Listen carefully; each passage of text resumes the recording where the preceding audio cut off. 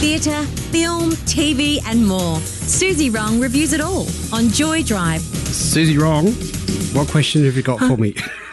Hi, Warren. How are you? I'm good. Are you a person who looks to the past a lot, or are you always looking far ahead, or are you really good at living in the present? Oh, Suzy, that's a good one. That's a really good question. I look to the past a lot because I learn from the past. I don't dwell on the past and think, oh, I wish I'd done that, I wish I'd done that. But there's so much coded into the way that I behave now that's based on my past. I'd be foolish to ignore it. So I love learning from my past. I love drawing on the experiences and finding out, why do I react a certain way to that? Why do I do that? Why do I like this and that? There's so much in there. It's like a handbook. What about, is that all your psychotherapy? Oh, psychotherapy, yeah. Insight, wisdom. I think it's everything. I think we all come with stories, don't we? We all come with a past that determines how we behave now. So I love the past, but I don't live in the past. I don't dwell on the past. I'm curious about the past. What about you? I don't think I look to the future very much. I think I used to worry a lot about the future, and I kind of made it a concerted effort to kind of live very much in the present, which I think with every year I get better at. Do I look to the past? I think I do. I am curious about the way I feel about things, the way I respond to things. So I do think about the past a fair bit, just to make sure that I don't kind of make the same mistakes, or I don't let pointless things annoy me. I think that's a good trick to have. Or, it's a technique, isn't it, to kind of know why and how you operate. But, I try a lot. I try very hard to stay in the present. And, with every year you learn that thinking too much about the future, too much about the past really serves very little purpose, really. And the other thing is too, there's like a sense of freedom. Not a freedom, but there's a lightness to understanding how you are today by drawing on your past experience. There's some sort of, I get this sense of, I suppose freedom is the right word, this sense of, now I understand. And there's just something nice and settling about that, rather than thinking, why do I always react this particular way to this person? What's going on there? There's something nice and comforting about knowing why we have certain behaviours. That's what I love. Yeah, I think as young people, we some of us can be a little bit harsh on ourselves, and you do learn to be kind to yourselves as you understand why you do the things you do, and you need a lot of kind of self reflection and you need to know yourself a bit to kind of know why you do the things you do, and then hopefully be more forgiving. The other thing is too, we've spoken about this before, Suzy. I wasn't a very well 20-year-old man, and I kind of spent a lot of time worrying about the future and worrying about things, and then you get to the future and all of a sudden that worry, you look back and you go, oh, I was so worried, but I didn't need to be. I was okay. I was resilient, And yes, I suppose those stereotypical things about what would you go back and tell your younger self. But there is a wisdom that comes with time, isn't there? There is this level, and I'm going to use the word comfort again, of going, you know what? No, I've proven to myself that I can overcome lots of things and I'm resilient. And there's a level of comfort that comes with that as well. You need to look back into the past to where you are to be able to have that sort of wisdom. Does that make sense? Yeah. I've always been told that it's best to live in the present and pay attention to the present. And I guess conceptually I understood what those words meant, but I just found it impossible. I think when I was in my 20s and, in my 30s, so much of my attention was put into what was going to happen in the future. And, and maybe my personality was that I would worry a fair bit. And then, with life experience, I kind of learned not to worry, and with that I understood, that's what living in the present means. It's just kind of, you just cannot you kind of know what's going to happen in the future, and there's no point in spending too much energy and time thinking about what you're going to do about whatever that might or might not happen. There's a lot of uncertainties, isn't there, that we don't know about in the future that we can worry about, and it just turns into our anxiety. That's certainly what I found with it anyway. Terrible anxiety, shocking. And now there's a calmness about, you know what, doesn't matter so much. But I understand the theory, because we have been told, and I don't know, maybe it was an early 2000s thing or something, but, you know, oh, be present, be in the now, and then there's no worries because you're not worried about the future and the past. But I think that can become a stress in itself, because how can you be right in the now at all times? I don't know. I can't. I'm always drawing on things like we've talked about today. And even though that's meant to be, I suppose, a calming thing to do, it can also become stressful, because you're thinking, well, I can't just switch off. Some of us can't. We have active minds. I think there's some things, maybe with each person, you just kind of need to know where your parameters are.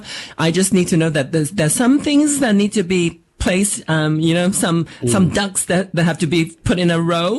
Once those ducks are nicely placed in a row, you can forget about it and not dwell on all those things, but I guess those things take a bit of maturity to understand. Some things you can leave to chance, and some things you kind of try your best to control a bit. Absolutely. You can join in the conversation with Suzy and I. C said, love you two together. My favourite Joy segment, Film TV, is my jam, and deeply appreciate you both sharing your stories. You can share your story too. The text number is 0427 569 949. Join in the conversation. We've got double passes we're giving away today to anyone who joins in the conversation, talks about whatever they want. Suzy, we watched a show on SBS On Demand last night. It's called Love and Videotapes. Give us your review, please. Andoy is finishing up at high school in a Filipino provincial village where life is languid and uneventful. But Andoy is not quite at peace. His mother has left him to work elsewhere, and his father is a complete mystery, never having been part of the picture growing up. He lives with his aunt, who only has eyes for her very nasty boyfriend. But luckily, Andoy's best mate, Paido, is a great companion and an emotional refuge. And together they have a lot of fun, sharing a lot of love of movies on VHS. The 2023 film Love and Videotapes, streaming on SBS On Demand, is a coming-of-age story set in rural Philippines, shot beautifully to capture a perspective of innocence, a somewhat slow-moving but mesmerizing film that takes a couple of surprising turns later in the piece. As Andoy starts becoming restless with his burgeoning sexuality, he meets two slightly older people who happen to be queer, and his world begins to open up. Love and Videotapes has a nostalgic charm that resonates particularly with my memories of Southeast Asia in years past that saw the proliferation of video libraries and the forgotten experience of communal TV watching. It is interesting that there isn't a lot of traumatic coming out tropes to be found in this film, which is probably a good thing. Instead, Andoy develops organically with little social and personal resistance, which is on one hand a good way of telling queer stories, but also can feel slightly tepid in dramatic terms. There is a lot of restraint in the writing, which gives Love and Videotapes a certain elegance, but the quality of acting isn't quite up to scratch, and what intends to be quiet nuances often gets lost in this slightly arty movie. Nevertheless, there is a soulfulness to Love and Videotapes that persuades us to stick with it till the end, where we find something of a rewarding payoff. Warren, what are your thoughts on this one? Suzy, VHS videotapes. I love it. I love the idea that they're like a time capsule. They lock up all those memories. And it's interesting because after I watched this last night and I sat down, and you're right, it's very slow. It's actually kind of therapy in itself, isn't it? Because it's very slow and it's kind of nice to watch. It's pleasant to watch, even though, you did mention a little bit about the acting. But I looked at some old videotapes. I couldn't play them because I don't have a VHS video cassette recorder anymore, but I'm going to get one because, I looked at the tapes and I thought, I've got my family on those tapes of when I was a kid. They were taken on Super 8 film at the time. It wasn't videotapes, but they were converted to videotape. And, having lost my mother this year, my father's in hospital at the moment, I've lost my brother. It's really only sort of me and my dad left now, but my whole family are captured on these VHS tapes. I'm so excited to go and see them. And I'm sure it will be very emotional, but to sit down and just watch them and just reconnect with my childhood and my family that are no longer there anymore. I love the thought that we've captured this stuff in videotapes. And I love the thought that it's on videotapes as well, because it represents that era of, you know, the 80s and the 90s. Have you got old videotapes, Suzy? I've got videotapes of pop stars because I collect pop memorabilia and things. So I've got these like amazing videos of Kylie and Madonna and all of that. Great. I've got my Pet Shop Boys videotapes, which I cherish. But I saw I think some documentary, and someone mentioned that they don't last beyond 60 years. I know. Like after 60 years that like you're not going to be able to play them. I don't know what the truth is, but you know, I would recommend while they are still okay, hopefully still okay, you get them digitized, then they will last longer than you are. And you know what? We were just talking about looking into the future and not being anxious about it. I'm anxious about them because you are right. The time is ticking on whatever I suppose the chemical makeup of these tapes is. You can digitise VHS tapes, I assume. Someone get in touch. 0427 There are businesses that do that. I'm assuming you hand them the tapes and they turn them into digital files, and you can have them forever and you can watch it on all your devices. That's sweet that you've got all of that. I've got so many, and I just looked at them and I thought these are so special for me. And you're right, I need to get them digitised. So that is going to be my priority over the next few days and weeks, definitely. Suzy, I love nostalgia. How much of that stuff have you got?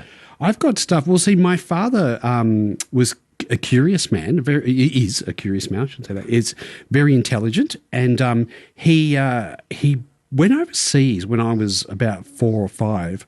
And I remember he went to Japan. Of course, Japan was the very technical place to be, you know, the latest technology and things. And he came back with this recorder. It wasn't a video recorder. It was pre-VHS and Betamax times. I think it was a Super 8 recorder. So a lot of it doesn't have sound. Some of it does. But I've got a video of me at 4 years old, up at Mount Buffalo, which has just reopened today, I might add. 4 years old? 4 years old. On one of the baby ski runs, no helmet, and just going straight down. Not even. You need to preserve all that. Not even stopping. I didn't even know how to stop, but just going straight down, ski straight. For those who know, when your skis are parallel and they're facing down, you go pretty fast and just going. I don't know how I did it. I couldn't even. I'd be nervous to do it now. But you need to digitize all of that. Reopen your Instagram and post them all. Where did that courage go, Suzy? Well, you know better now. We know better now. We're older and wiser, aren't we? Hopefully. Suzy, I love chatting with you. What are we talking about next week? Next week, we're sticking with SBS On Demand, where you can find the Australian movie Sunflower, another coming-of-age story, this time set in Melbourne, where things aren't quite as smooth sailing for our young protagonist. I'll see you next Tuesday for Sunflower. Bye-bye.